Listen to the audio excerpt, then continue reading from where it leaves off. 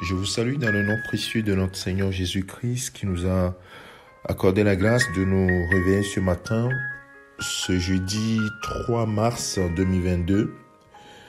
Et le Seigneur veut nous encourager, veut nous fortifier, bien-aimés de Dieu. Ces derniers temps, à chaque fois que je me prépare à donner ces messages du matin, le Saint-Esprit me met à cœur: encourage mon peuple, console mon peuple, fortifie mon peuple. Et je sens dans mon cœur que le Seigneur veut dire à quelqu'un, malgré les tribulations, malgré les difficultés que tu peux avoir devant toi, une seule chose que le Seigneur veut te dire, c'est: fais-moi confiance, que tes yeux soient sur moi. Et ça peut résonner comme une répétition, mais c'est un encouragement quotidien que le Seigneur veut t'apporter, mon frère, ma sœur. Alors encore une fois ce matin, ne perds pas courage. Il ne t'abandonnera pas, ça c'est clair. Dans Deutéronome chapitre 31, le verset 6, Moïse, avant de passer la mer à Josué, parce que lui, il ne pouvait pas traverser le Jourdain, il ne pouvait pas aller à Canaan, puisque le Seigneur lui a dit qu'il ne pourra pas y aller, il va mourir de l'autre côté. Il va leur dire: fortifiez-vous dans le verset 6, fortifiez-vous et ayez du courage. Ne craignez point et ne soyez point effrayés devant eux, c'est-à-dire les ennemis auxquels ils vont faire face. Car l'Éternel, ton Dieu, marchera lui-même avec toi. Il ne te délaissera point, il ne t'abandonnera point. Et cette parole doit résonner dans notre cœur, dans ton cœur, mon frère, ma sœur, comme un encouragement quotidien du Seigneur à avancer malgré le vent, malgré les tempêtes.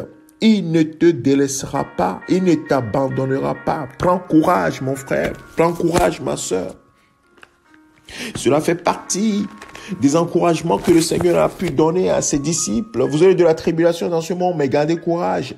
J'ai vaincu le monde. Il veut te dire chaque jour: aie confiance en moi. Ce monde dans lequel nous vivons ne rassure pas. C'est évident, ça ne rassure pas. Mais le Seigneur veut chaque jour te rassurer: mon frère, mon fils, ma fille, ne crains point.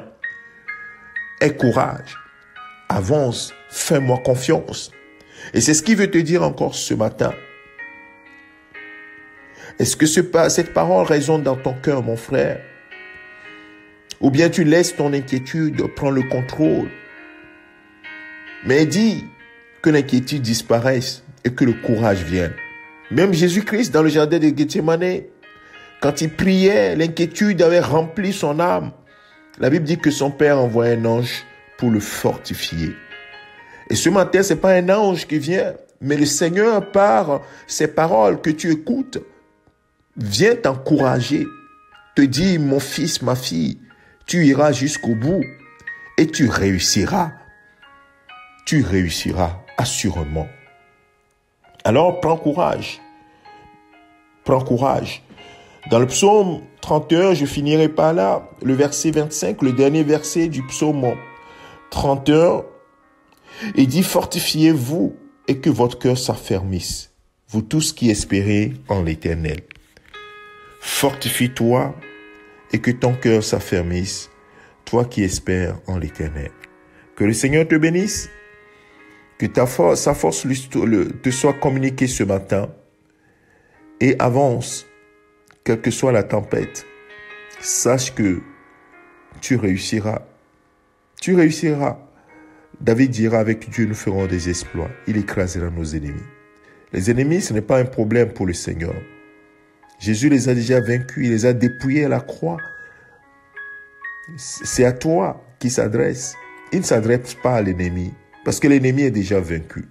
Il s'adresse à toi. Fortifie-toi sur la route. Cette route, elle semble glissante, elle semble montueuse, elle semble jonchée d'obstacles. Mais prends courage, avance seulement. Tu arriveras jusqu'au bout, certainement, avec le Seigneur.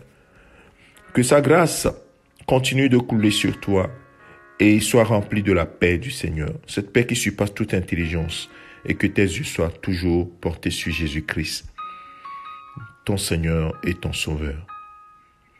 Que le Seigneur te bénisse, c'est ton serviteur le pasteur Alexandre. Amen.